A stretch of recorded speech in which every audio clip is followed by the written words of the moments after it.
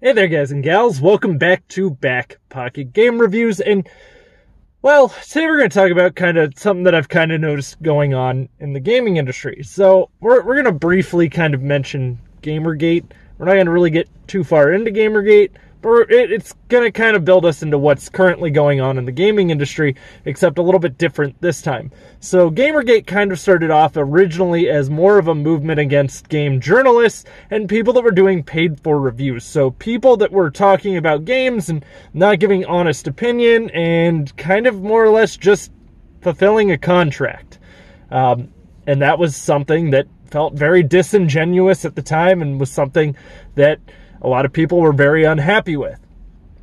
Obviously, Gamergate turned into a lot of different things at one time, and we're not going to dive fully into that. Not in this video. We will eventually sum up what the hell happened with Gamergate, but it kind of feels like Gamergate 2.0 is on the horizon, but this time not with game journalists. It feels very much so like the consumers versus the game publishers. I won't even say the developers, because mostly it's probably not the developers and more so a publisher thing. And there's a lot of different fronts that this is currently going on. You've got a lot of different things coming into the market and a lot of things that feel like, well, the consumer doesn't really appreciate. So such as like microtransactions, for example. It's getting to a point of where governments have stepped in, and it's getting to a point of where it almost feels like you're being nickeled and dimed on some games. Not all games, but it has gotten bad enough to where some companies now just have a blanket idea of being bad about it. Like, for example, EA being a good example of what bad microtransactions look like if you're willing to play any of their sports games. Now, obviously, there's a way if it's done right, it doesn't feel like you're really extorting the customer. But this is just one of the multifaceted issues that we're currently having an issue with as gamers. Even if you go headlong into the Epic Store and Steam debacle right now, Epic is offering a huge chunk off to the publishers. They're giving a much better revenue share over to the people who made the game versus what Steam does. Epic doesn't really have all of the features of Steam, but a lot of companies are saying, hey, our game's going to be available on Steam, and then go, nope, we're now Epic Store exclusive for a whole year. And I get it. I understand to a huge degree. There is a how do we compete with Steam, and this is kind of the idea that people are going with. In case you didn't catch it, Quantic Dreams is bringing their games over, like Detroit Become Human and Heavy Rain, over to the PC, which are going to be Epic Store exclusive. And a lot of these games are games that people would get very excited about, and PC is supposed to be the open platform and not a walled garden. You make your choice. But again, Epic isn't really in a situation to where they can step toe-to-toe with Steam currently. I do fully agree there needs to be a competitor to Steam, and none of them do it exceptionally well, but Epic's just kind of tossing their wallet at it and hoping that fixes the problem. But rather than tossing their wallet at the issues with their store and fixing those problems, if they had reviews, if they had chat, if they had all of the features that Steam had on there, I don't think many people would really be complaining.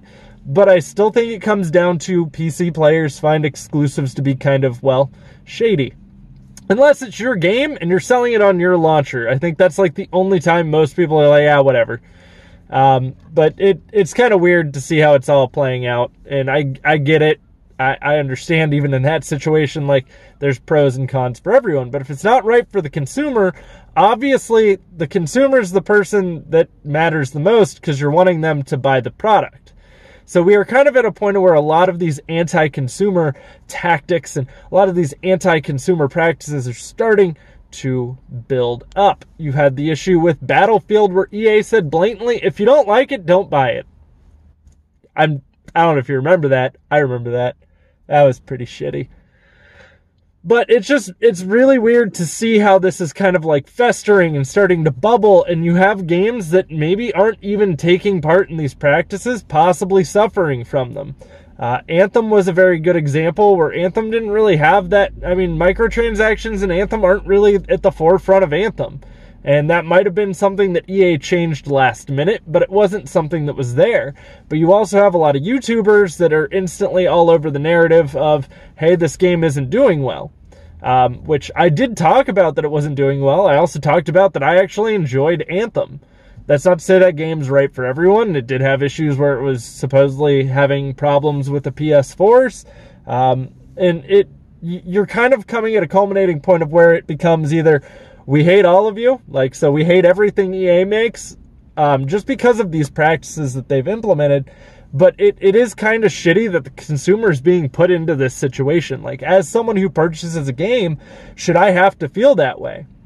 And I mean, then you have, it's getting absolutely crazy with how it's going.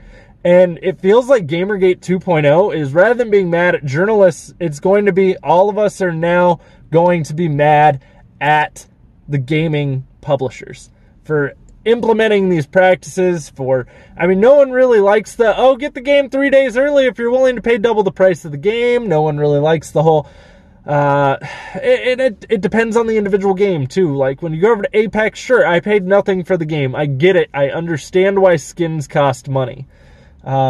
It's getting kind of tricky. And I don't necessarily want to say that the consumer is always 100% right, because there are times where a lot of these games cost a lot of money to make. And back in the day, games didn't always all cost $100. If you actually don't believe me on this, you can do a lot of research. There were games that came out during the NES era that cost $100+ just because of how much it cost for them to make. So I get it that also, too, the enjoyment of the game doesn't necessarily come off of how much was spent making the game. And there are just so many different pieces to this puzzle.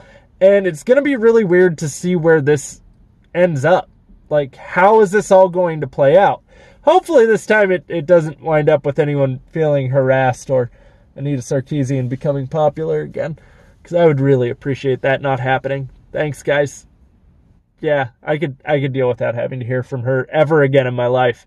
But we are kind of at this point, though, where it's, even when you look at, like, Google Stadia, we don't know a price or anything yet, but a lot of people are like, oh, well, I don't own my games. So even digital is getting a lot of flack. And it's not every gamer. All these consumers are split into different categories, and I get it. There's a lot of new technology coming out at once, too. And it does feel very overwhelming keeping up with everything.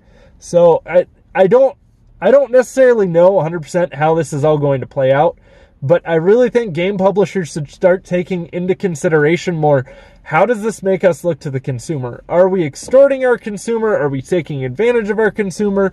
Are we releasing an unfinished product? That's a huge key one there.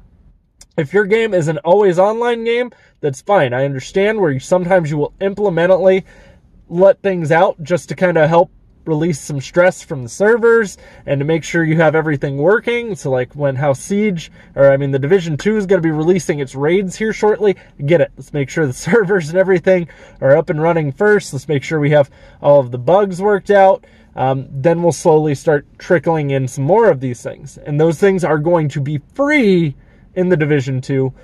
And it's really weird. It's like Ubisoft used to be the developer or the company that I trusted the least. I don't know if you remember the Watch Dogs or Division 1 fiascos, where it was pretty much a different game was completely shown than what was released.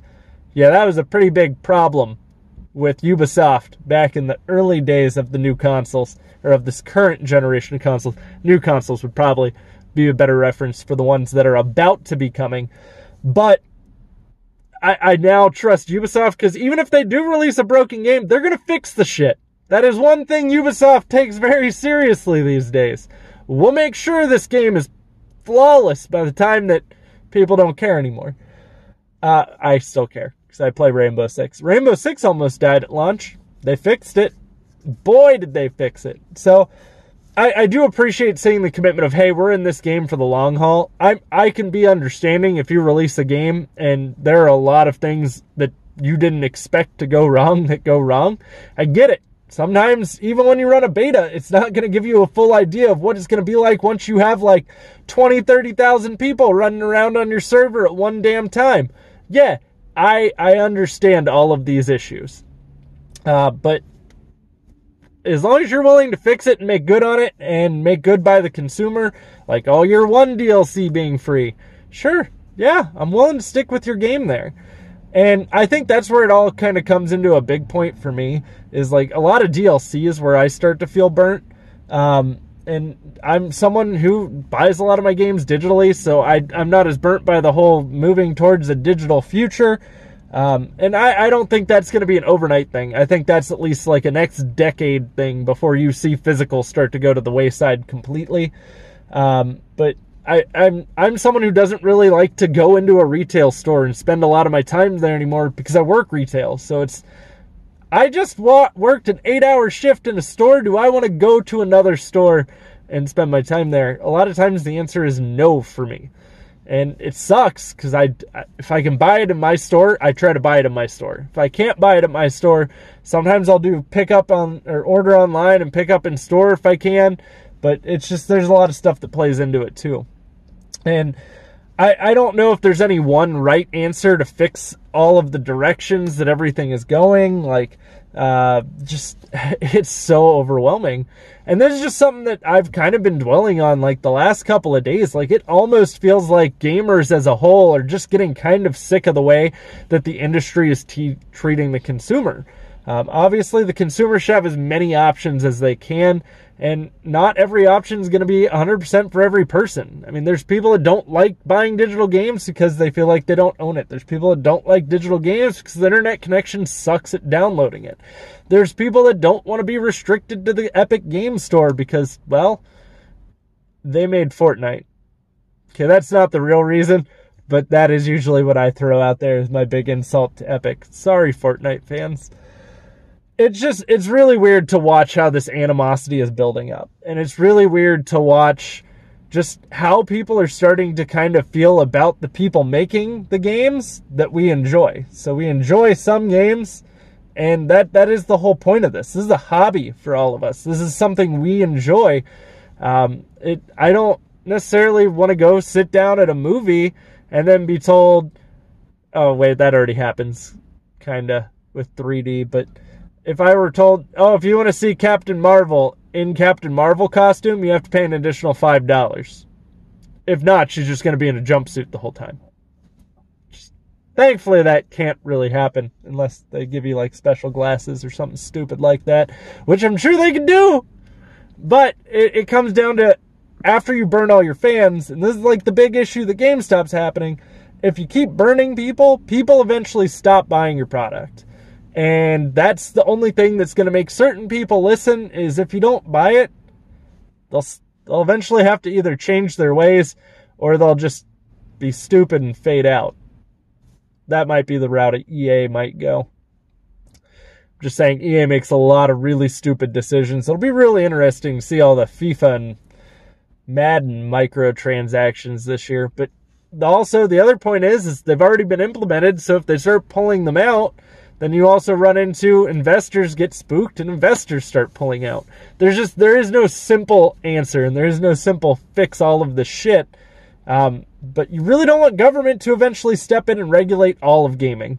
That's not something that you should want as an industry, but it's something that I think people are starting to become more okay with as consumers. Weird, because we all fought against that at one point. But stop burning your consumers and this doesn't happen. Guys, let me know what you think down in the comments down below. Do you think this is all eventually going to bubble over? Do you think we're at its peak? What direction do you think this is going? Do you think this will turn into a Gamergate 2.0? Who knows? Thanks for watching, though. If you enjoy the content, please drop a thumbs up. Apparently that's really helpful. Also, leaving a comment is extremely helpful. So if you really like it, do all that down below. Also, if you're new here, click the subscribe button. Stick around, ding the bell. Supposedly, if you ding the bell, it'll notify you when I upload. And also, all links are, as always, in the description box down below. Thanks, guys. I'll have plenty more coming for you.